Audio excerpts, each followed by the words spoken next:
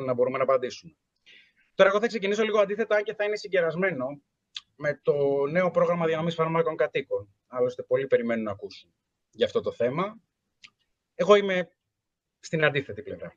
Είμαι υποχρεωμένος και ως φαρμακοποιός και ως εκπρόσωπος του κλάδου να πω ότι δεν είμαστε αρνητές της πρόοδου.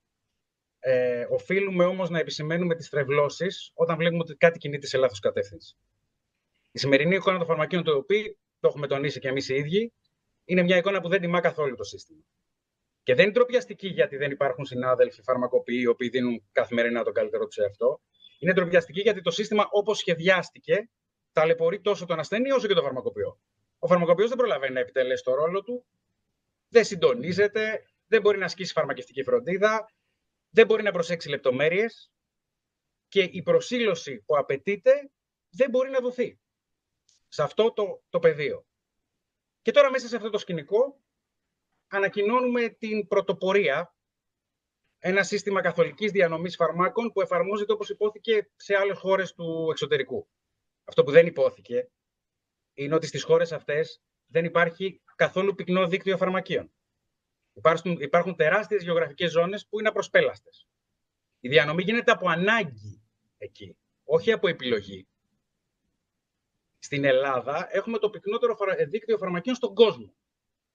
Η καθολική δηλαδή εφαρμογή της διανομής στην Ελλάδα είναι κάτι οξύμορο. Ακόμα και αν ο διανομέας εκτελέσει τη δουλειά του σωστά, με ακρίβεια, υπάρχει ένα ουσιώδες κενό. Ο τελικός παραδίδων δεν είναι επιστήμονας υγείας. Δεν γνωρίζει τι παραδίδει, δεν μπορεί να απαντήσει σε καμία ερώτηση επί αυτού που παραδίδει, δεν μπορεί να λύσει καμία απορία. Και βεβαίως δεν μπορεί να υποκαταστήσει την ανθρώπινη επαφή του φαρμακοποιού με τον ασθενή.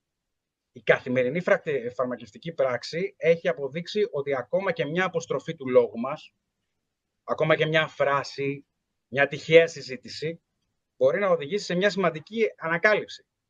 Σε λάθος δοσολογίες ή λάθος χρήση του φαρμάκου, σε παρενέργειες, σε επικίνδυνες διασταυρώσεις με άλλα φάρμακα.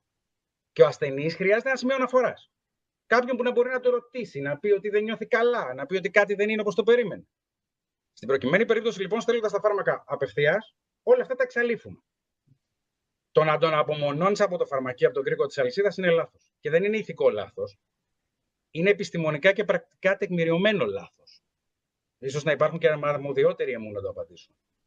Επίσης, δεν ξέρω αν έχει γίνει γνωστό, εμείς ως Πανελλήνιος Φαρμακευτικός Σύλλογος έχουμε ήδη προσφύγει στο Συμβουλίο της Επικρατείας.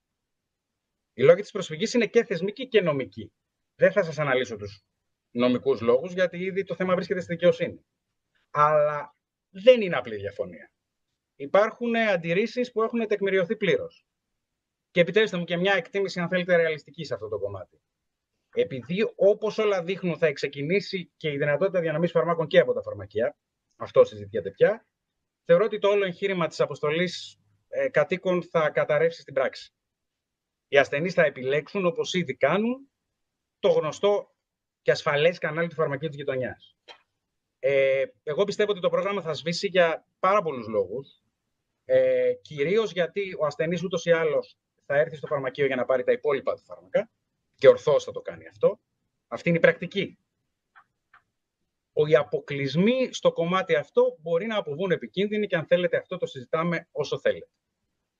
Για να μην ξεφύγω όμως από το θέμα, η